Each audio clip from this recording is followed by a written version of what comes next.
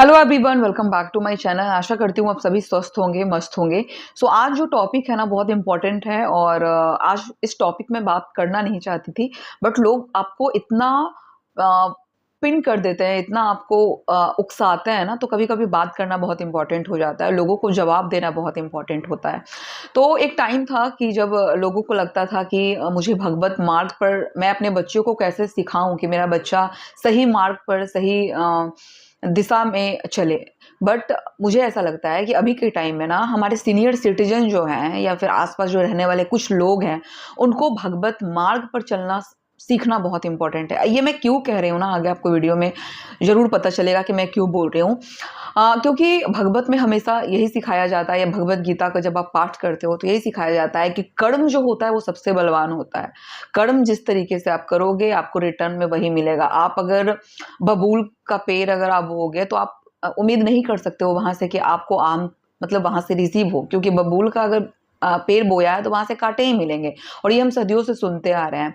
But हमें अभी के टाइम में ना, आज का जो जनरेशन है, लाइक मेरे जैसे अभी अभी का जनरेशन है, वो इतना समझदार हो गया है, उसको समझ में आने लगा है कि भैया कर्म क्या होता है, कर्म क्या है। अगर आप किसी के साथ सही करोगे तो आपका रिटर्न भी सही आएगा, अगर आप गलत करोगे तो वो भी रिटर्न आएगा और बहुत तेजी से आएगा। भले ही एक होता है ना, अच्छा फल मिलने में थोड़ा टाइम लग सकता है, लेकिन बुरे कर्मों का फल ना बहुत तेजी से आपकी तरफ लौटता है।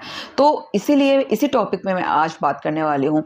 आज सुबह 5 बजे मैं सैर पे जाती हूँ, लाइक वॉक पे जाती हूँ। और आज नहीं, पिछले मंथ से मैं वॉक पे जा रही हूँ। और हालांकि ये ऐसा नहीं है कि मैंने स्टार्ट करा है, मैं काफ़ी टाइम से मैंने मतलब मेरी जब शादी नहीं हुई थी ना, फिर भी मैं हेल्थ पंक्चुअल बहुत ज़्यादा थी अपने घर में। हेल्थ से रिलेटेड मुझे बहुत, अगर मुझे बोल दिया जाए कि तुम ये नीम पी लो और तुम्हारा स्वास्थ्य अच्छा हो जाएगा, तो बहुत सारे लोग नखरे करेंगे। मैं उस टाइप का बच्चा थी, लाइक मैं बच्चा थी ना उस टाइम में, कि मुझे ऐसा बोलता था कि इस चीज़ से तुम्हारा ये भला होगा, तो मैं वो चीज़ करती थी। और अभी भी अगर मुझे बोला जाए कि ये चीज़ सही है तुम्हारे लिए ना, और ये चीज़ गलत है, तो उस चीज़ को मैं बिल्कुल अपने लाइफ से बिल्कुल इग्नोर कर देती हूँ। नहीं, ये चीज़ सही नहीं है तो मुझे नहीं करना है।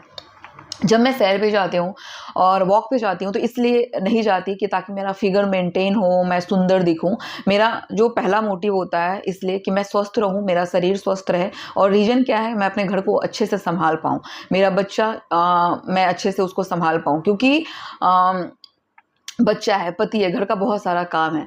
बट मुझे ये सुनने के लिए मिलता है कि अगर ये घर पे अपने घर पे झाड़ू पोछा बर्तन अगर कर लिया करती तो इसको बाहर जाकर घूमने की, पार्क जाकर वॉक करने की ज़रूरत नहीं होती, या फिर एक्सरसाइज करने की ज़रूरत नहीं होती। तो टू बी ऑनेस्ट, जो लोग ये बोलते हैं, मैं चाहूँ तो उनको सामने से रिप्लाई कर सकती हूँ। बट ना, मैंने अब बिल्कुल सोच लिया है कि आप मेरे बारे में जितना भी फ्रस्ट्रेट होकर कुछ भी गलत बोल दो, बट यहाँ पर मैं आपके ऊपर फ्रस्ट्रेट नहीं हूँ। बस कुछ लोगों को ये ज्ञान देने के लिए मैं इस वीडियो को बना रही हूँ कि स्वास्थ्य से काम का कोई लेना देना नहीं है। लाइक घर के काम से आपका स्वास्थ्य का कोई लेना देना नहीं है। आप ऐसा कोई इंसान ऐसा मेरे सामने लाकर खड़ा कर दो जो घर के काम करता हो, झाड़ू पोछा बर्तन करता आ रहा हो और उसको कोई बीमारियां उनको नहीं घेरा हो। शरीर का ख्याल रखना, शरीर का सफाई करना, शरीर का टॉक्सिक बाहर निकालना, शरीर के गंदे इमोशन को बाहर निकालना, ये सिर्फ योग से हो सकता है। ये सिर्फ आपके एक्सरसाइज से हो सकता है। आप मेंटली हेल्थ, आप सिर्फ काम कर कर नहीं रह सकते। आप अगर ऐसा होता ना तो बहुत सारे लोग जो इतने दिनों से काम करते आ रहे हैं, मैंने देखा है बहुत सारे एग्जाम्पल, उसको इतने सारी बीमारियां नहीं होती। दूसरा, इतने सारे अगर जिम और योगासन और योगा सेंटर अगर खुले हुए हैं तो सभी लोग अपने घर के झाड़ू पोछा बर्तन करके ही वो स्वस्थ हो जाते। लेकिन बहुत सारे ऐसे लोग हैं जो घर के हाउसवाइफ के बारे में बात कर रही हूँ, कि घर के काम करने के बजाय काम करने के अलावा वो बाहर जाते हैं, अपना ध्यान रखते हैं, योग करते हैं, मेडिटेशन करते हैं। तो उनको भी पता है कि घर के काम से वो थक सकते हैं, वो एनर्जी उनको गेन नहीं हो सकती है।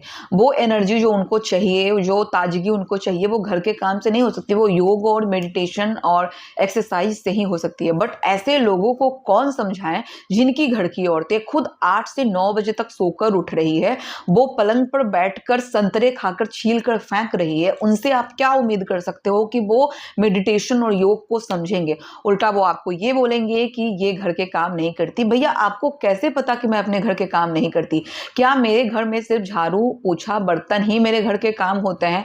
बाकी मेरे घर के जितने भी काम होते हैं वो आप खुद करके आते हो या मेरे साथ आप हेल्प लगाते हो या हेल्प के थ्रू करते हो। लाइक मेरा एक बच्चा, मैं 2.5 साल की मेरी बेटी हो गई है, मैं अकेले उस बच्चे को संभाल रही हूँ। हस्बैंड का हेल्प होता है, हस्बैंड सुबह 1 घंटे संभाल लेते हैं, उसके बाद उनकी ऑफिस होती है, वो ऑफिस चले जाते हैं, क्योंकि भैया मेरे पूर्वजों ने इतना भी मेरे लिए गाड़ कर नहीं छोड़ा कि मेरे हस्बैंड घर पे अगर बैठेंगे तो मेरी जीविका चल जाएगी। तो मेरी जीविका को चलाने के लिए, मेरे बच्चे को, मेरे घर को चलाने के लिए मेरे हस्बैंड को बहुत मेहनत करनी पड़ती है।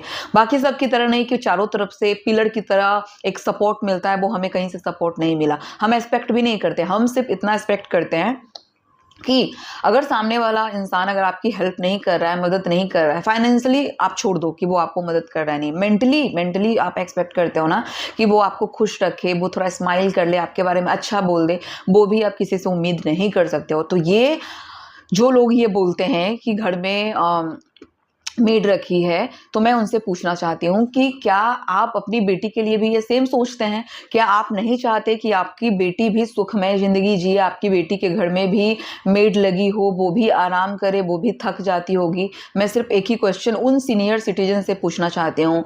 साथ ही मैं ये भी बोलना चाहती हूँ कि जब मैंने अपने बच्चे को जन्म दिया और आज मेरी बेटी 2.5 साल की हो गई है, 2.5 साल मतलब कंटिन्यू मैं सुबह से लेकर रात तक मेरी हालत ऐसी हो जाती है ना, मैं किसी को बता नहीं सकती मेरी हालत कैसी हो जाती है, क्योंकि आप मेरे पास रहते ही नहीं, आप मेरी सुनते ही नहीं, आप मुझे समझते ही नहीं।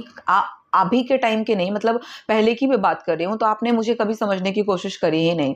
एक टाइम था जब लोगों के लिए मैंने भर भर के 12-12 बजे रात तक मैंने जग कर लोगों का वेट कराया कि सबको मैं खाना खिलाऊंगी, उसके बाद मैं सोने जाऊंगी। अपने कमर तोड़ी है लोगों के लिए, चिकन मटन लोगों के फैमिली के लिए बनाया है, लोगों का रिस्पेक्ट करा है। उसके अपोजिट मुझे क्या मिला?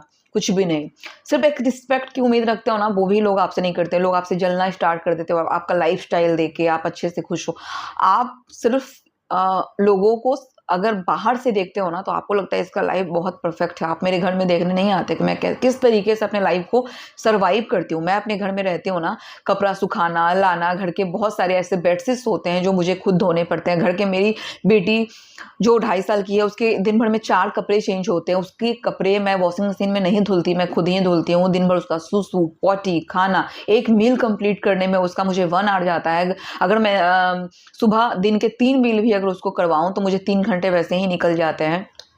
उसके बाद घर में और भी काम होते हैं, डस्टिंग होता है, खाना बनाना होता है, हस्बैंड को टाइम पर भेजना होता है, घर में आयरन होते हैं, कपड़े करने होते हैं। अगर मैंने पौधे लगा रखे हैं तो पौधे को पानी, मतलब मैं कितने काम लोगों को दिखाऊं कि मैं घर में क्या करती हूँ। अब कुछ लोग बोलेंगे कि पौधे क्यों लगा लिए? भैया मेरा शौक, मैं लगा रही हूँ, मैं अपने पैसे से लगा रही हूँ, मैं अपने इन्वेस्टमेंट कर रही हूँ। तो आपको क्या, आप किसी रूप से आप मेरी मदद तो कर नहीं रहे हो, ना ही शारीरिक रूप से, ना मानसिक रूप से, और ना फाइनेंशियली आपने कभी मेरी मदद करी है।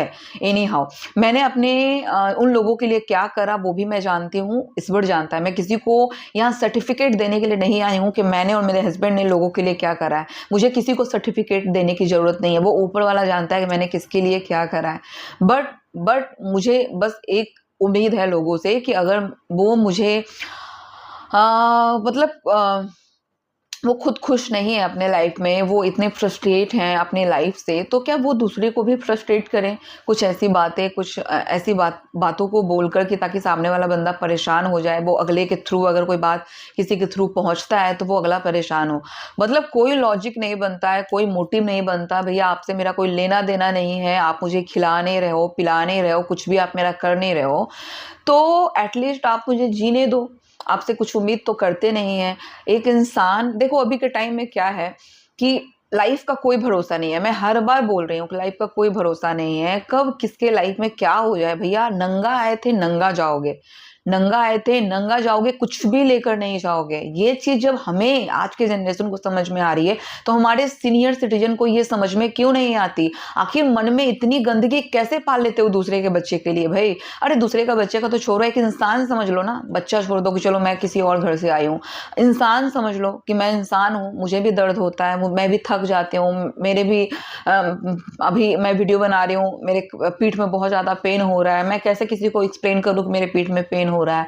मैं अकड़ कर ऐसे इस तरीके से बैठ नहीं पा रही हूँ, मेरा सी सेक्शन हुआ है, उसके बाद मेरे बोन वीक हो गए हैं, मैं कैसे आप लोगों को समझा सकती हूँ? मतलब आप लोग नहीं समझ सकते।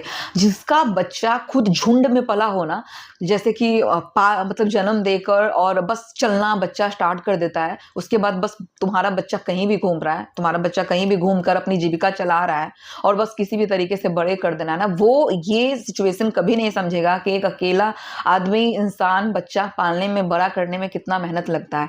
सामने वाला बहुत आसानी से बोलता है, मैंने कितने मेहनत से अपने बच्चे को पाला है, राइट?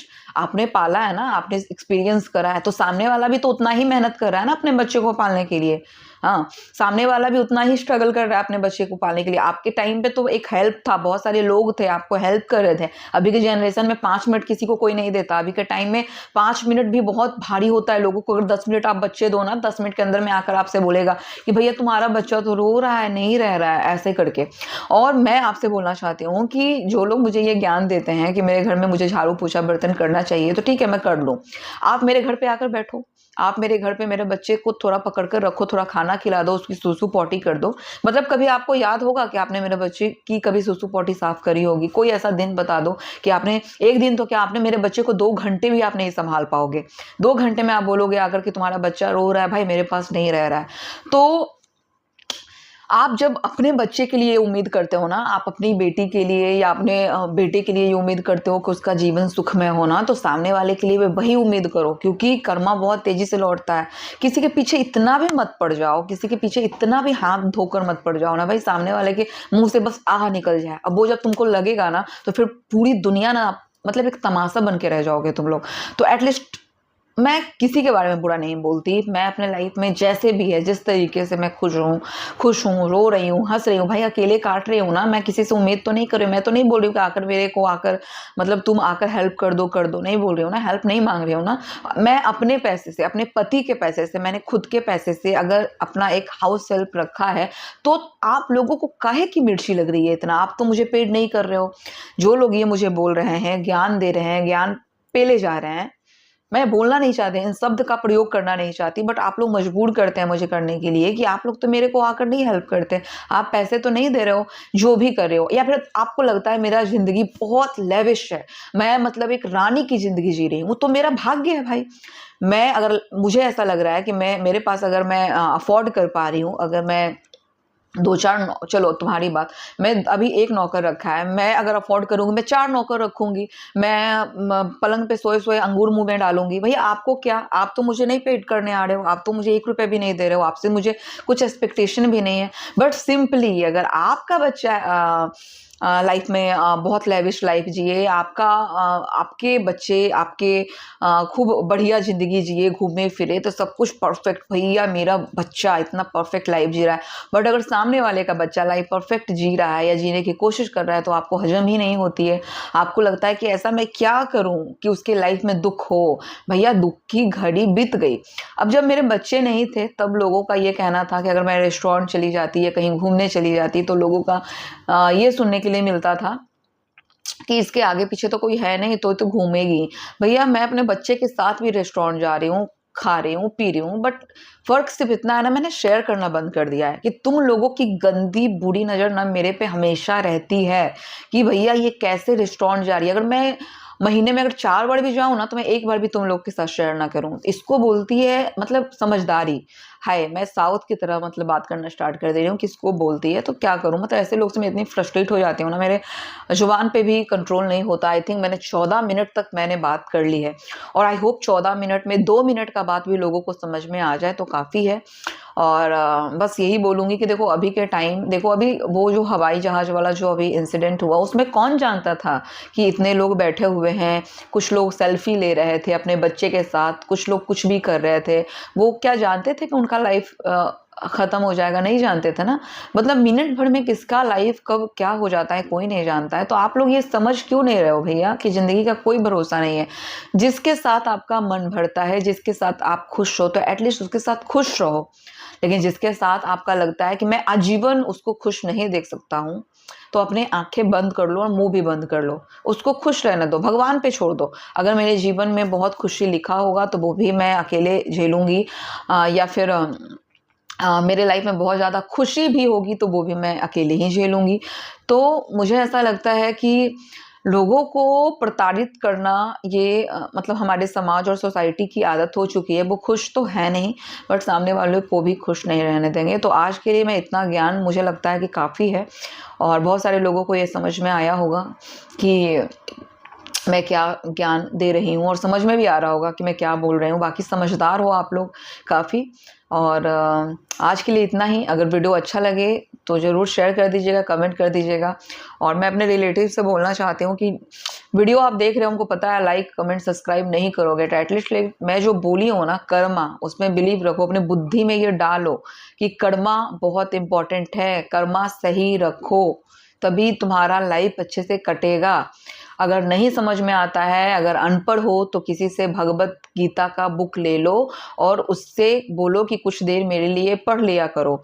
अगर फिर भी नहीं पढ़ सकते हो तो अभी कुक्कू टीवी करके आता है कुछ, उस पे जाओ, उस पे हेडफोन लगाओ और सुनो कि कर्मा क्या होता है। भगवत गीता पढ़ो, सुनो, ताकि आप दूसरे को हर्ट करना बंद कर दो और अपने लाइफ में खुश रहो। जय माता दी। नमस्कार। Bye bye. मिलेंगे एक नई वीडियो के साथ।